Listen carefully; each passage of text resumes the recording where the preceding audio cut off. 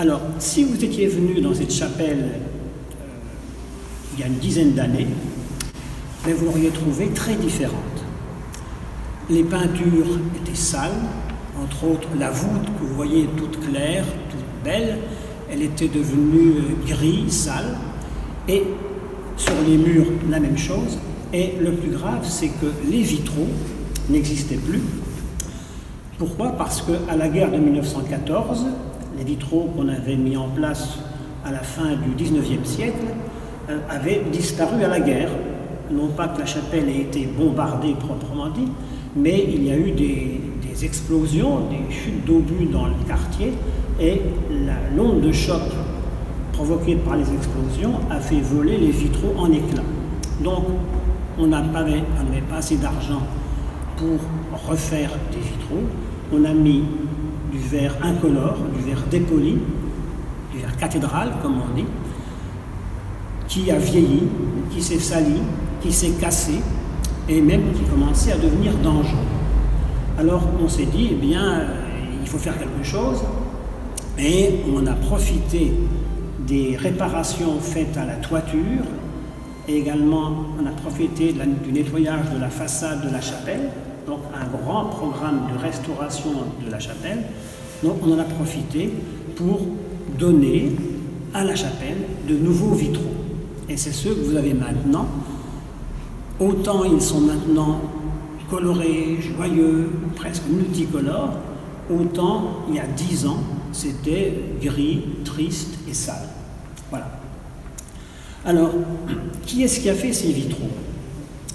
C'est un artiste qui est moins célèbre que Chagall, que vous connaissez sans doute, hein, celui qui a fait des vitraux pour la cathédrale, mais il s'appelle Jean-Paul Agosti.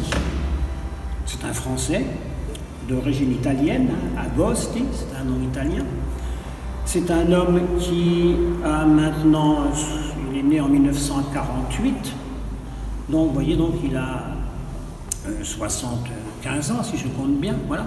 Il a été choisi, il y a eu une commission dont j'ai fait partie, donc il l'a sélectionné, il y avait 3 concurrents si je puis dire, et c'est ce qu'il nous proposait qui nous a bien plu. Alors pourquoi est-ce qu'il a été choisi?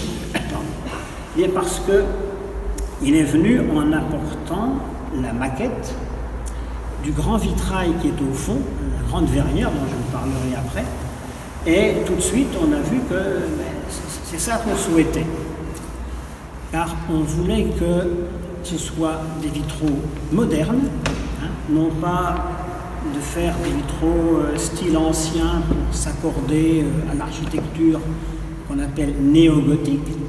Non, on voulait des vitraux résolument contemporains, mais qui s'intègrent bien, qui s'harmonisent bien avec le décor de la chapelle, puisque dès le départ, on a été bien d'accord sur le fait qu'il n'était pas question de tout repeindre en blanc, par exemple, pour faire moderne, pour faire très lumineux. On a considéré que ce décor, avec ses motifs pochoirs, bleu, vert, rouge, doré, tout ça méritait d'être conservé. Donc il fallait donc des vitraux modernes, s'harmonisant avec un décor ancien. Et c'est ce qu'il a fait. Il a eu carte blanche, si je puis dire, pour des vitraux qui sont très très colorés. Autrement dit, on ne lui a pas donné de directives précises en disant on veut qu'il y ait ci, qu'il y ait ça. Il a eu carte blanche, donc tous les thèmes qu'il traite dans les vitraux, c'est lui qui les a trouvés. Mais comme on souhaitait donc des vitraux lumineux, colorés, joyeux, eh bien il a utilisé la totalité de ce qu'on appelle le cercle chromatique, c'est-à-dire la totalité des couleurs. Alors vous connaissez les 3 couleurs primaires, hein, le jaune, le bleu et le rouge, et les 3 couleurs secondaires, donc qui sont le mélange des couleurs 2 par 2, donc le orange, le violet et le vert. Alors, si vous levez les yeux en regardant la totalité des vitraux, vous constatez qu'effectivement, il y a beaucoup de rouge dans le cœur, beaucoup de bleu sur votre gauche, beaucoup de jaune sur votre droite. Rouge, bleu, jaune, donc ce sont les couleurs primaires. Alors, il ne les a pas mises au hasard. Il a mis le rouge dans le cœur. Il y a une intention à la fois artistique, esthétique, mais aussi symbolique. Alors, la raison artistique, c'est qu'il a voulu greffer ces vitraux modernes sur les vitraux anciens qui subsistent. Vous voyez le rouge du vêtement du Christ que l'on voit 3 fois, au centre, à droite, à gauche. Donc, il y a cette espèce de tunique rouge sur le vêtement blanc du Christ, et c'est exactement le rouge qu'on retrouve dans les vitraux modernes de Jean-Paul Agosti. Donc, c'est une façon de créer une continuité entre l'ancien et le moderne. Ça, c'est pour la raison esthétique. Et la raison symbolique est la suivante. Ces 4 vitraux de Jean-Paul Agosti sont sur le thème des 4 évangélistes. Saint Matthieu, Saint Luc, Saint Marc et Saint Jean. Donc les 4 auteurs de l'Évangile, inspirés par l'Esprit Saint pour écrire l'Évangile. L'Esprit Saint, comme vous le savez, donc, on le représente sous la forme de langue de feu descendue sur les apôtres à la Pentecôte. Donc le rouge de ces vitraux, c'est le rouge de l'Esprit Saint qui a inspiré les 4 évangélistes. Et par ailleurs, c'est aussi le rouge de la plaie du cœur du Christ que l'on voit dans le vitrail central, donc, puisque ça représente le Sacré-Cœur apparaissant à Sainte Marguerite Marie, à Paray-le-Monial, au XVIIe siècle. Donc, et on voit les plaies de la main du Christ. Donc, ce sang du Sacré-Cœur, c'est le rouge qu'on retrouve également dans les vitraux, voilà, pour le rouge dans le cœur.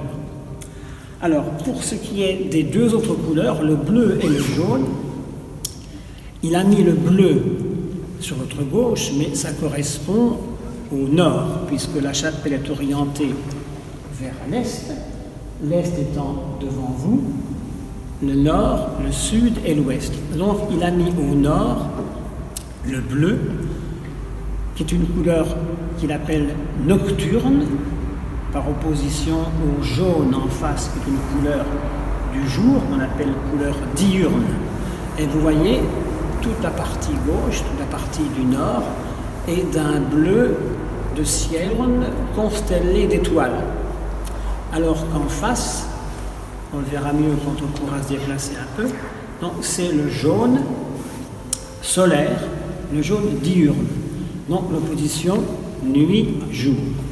Donc voilà pour les 3 couleurs primaires, le rouge, le bleu et le jaune. Alors les 3 couleurs secondaires, on les voit beaucoup moins. Il y a ici à notre droite beaucoup de orange et de violet. Et au fond, quand on sera plus en bas dans la nef, il y a une dominante de vert. Donc un ensemble très polychrome, la totalité du cercle chromatique, d'où l'impression, lorsqu'on rentre dans la chapelle, eh bien de couleurs chatoyantes et de polychromie joyeuse. Et c'est ce que l'on voulait quand on a commandé ces vitraux.